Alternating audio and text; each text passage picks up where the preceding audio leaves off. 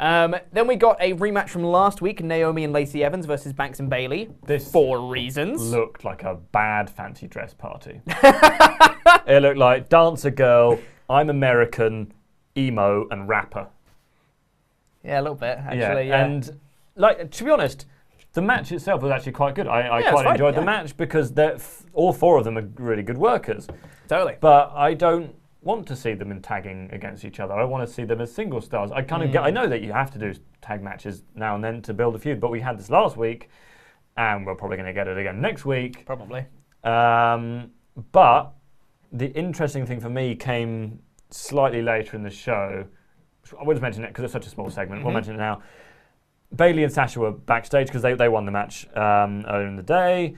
And they're backstage kind of chatting like, oh, we've beaten everyone. And they're like laughing. But a whole time, I don't know if you saw this, but Sasha was like looking at the belt. She got laughing and staring at the belt. I think this is quite obvious where this is going. I think it's going to be, they'll feud for a few weeks, like the foursome. And then Sasha will turn on Bayley because that's the whole, that's been the kind of rumoured match. And I can't see a better match for SmackDown. I don't know if they are going to feud anymore. I think this is the end of the Naomi-Lacey Evans thing, because very much the content of that promo afterwards was, by the way, in the match we should mention, Sasha's the one that got the pin on Naomi.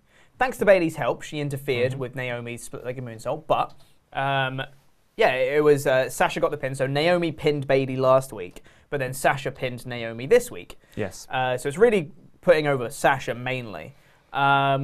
But then, yeah, that promo is very much Bayley being like, we've beaten everyone. We're better than the Bella Twins. We're better than Carmella and Dana Brooke and Lacey Evans and Naomi. We're amazing. No one else can beat us, etc. So it really does look like, I think after Elimination Chamber, SmackDown after is going to be the time where Banks turns on Bayley.